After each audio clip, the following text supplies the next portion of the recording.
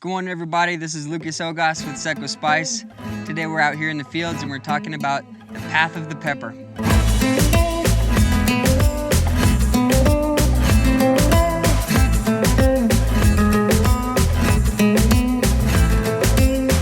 So here's kind of where the magic happens. You can see here we've got all of our trailers and everything like that. We're ready to start harvesting.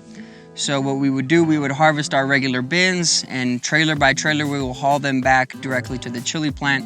We'll give our lot number, our 4-digit lot number, and then from there we go ahead and dump all of our boxes. It's in a metered hopper. You gotta constantly watch your feed, because if you overdo inside your chili plant, you can break all your machines and things like that.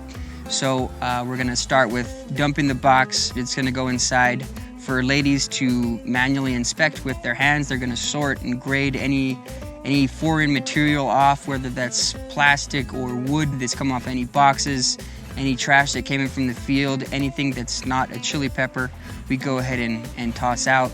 We're gonna put it into a rock tank and rinse it to make sure that any rocks or dirt comes off any of your chili. We're gonna spin it to make sure that all the water that was just impregnated comes out. We're gonna go ahead and chop it so that way it can go ahead and dehydrate a little bit faster, because if it's a whole pod, it won't dehydrate properly. So we're gonna chop it, we're gonna level it on a tray, and we're gonna stack it 20 high, and then we're gonna put it in the tunnel. From there, you should have even depth, even drying times, everything like that, with amongst your whole, say, 30 car load, 35 car load. All those dry cars will go ahead and come out. You'll have a dry pepper. From there, that dry pepper will go into our prep room. Again, this is all over a course of about 5-10 magnets just to this point in time currently. From there, we can go ahead and decide if it's gonna go to the color extraction, if it's gonna go ahead and be used for our blends and be milled and chopped, if it's gonna go to for enchilada sauce. It has to be de-seeded and de-stemmed, which we can do there mechanically.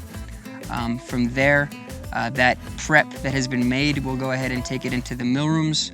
Whether it's organic or not, we have dedicated mills and rooms for organic milling and conventional milling. From there, we mill it to a nice fine 40 mesh powder, where it's almost as fine as like a flour type material. We'll sort it one more time after we go ahead and, because water has to be introduced, we'll sort it another time for final production. We'll go ahead and enter it into our steam sterilization process.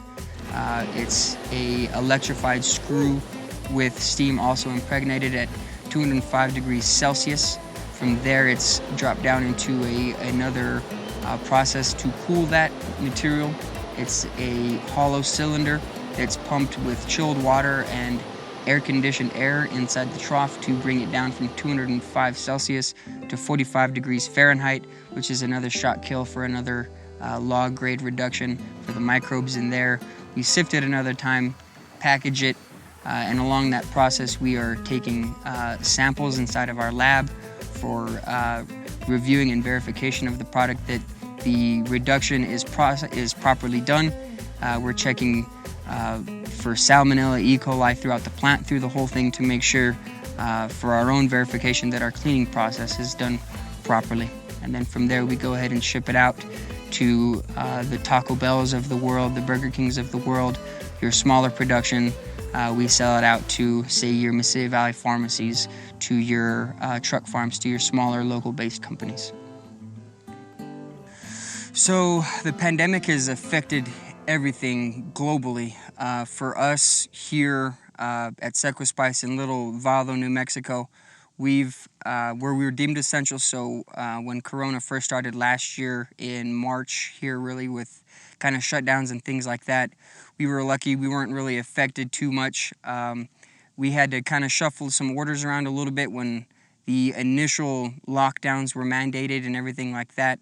Luckily, things kind of alleviated, and we have good diversification with some of our customers, that once the restrictions were alleviated a bit, we went ahead and the production has doubled. So as of the end of October this year, we hit a new sales record with 2 more months to go still. So the pandemic It didn't necessarily hurt us because we had to restructure and reshuffle some of the cards, which adaptability.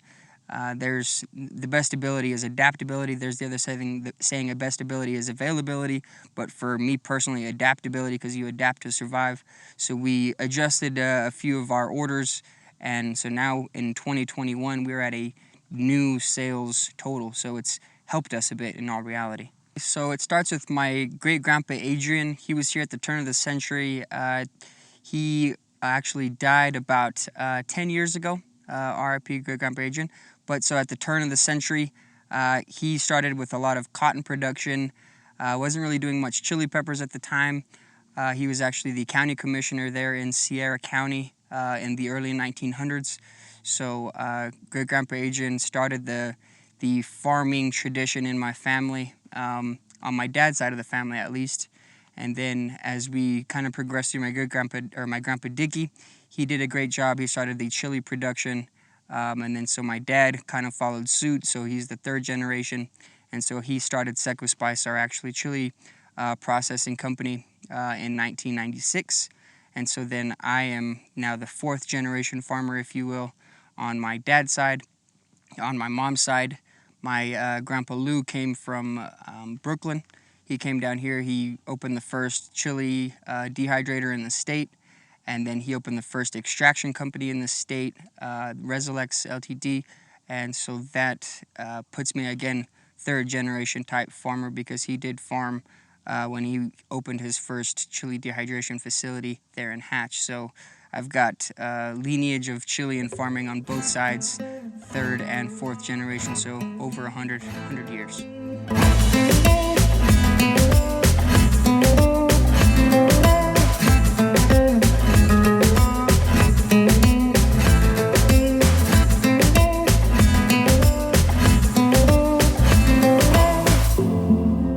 Since Seco Spice has been in business since 1996, we've employed a number of local people. So we, on average, have about 75 people on staff. So we're constantly helping local communities here on site, not to mention all the farmers here locally that we're constantly buying product from, or even the rotation for chili to be inside of.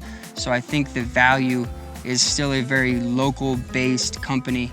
It still has your kind of more Hispanic traditions. You have your different fiestas that you have on the weekends and things like that. You might go ahead and buy platos for all your people just to help that Saturday production. So the value is still a very kind of mom-pop type business that we have here at Seco Spice, that still believes in helping the people that help us make money. So it's all one big family here at Seco Spice is kind of the idea that we like to be, since we are still producing commercially, but we are still a mom and pop company that keeps a very true family value, a local family value here with Seco Spice.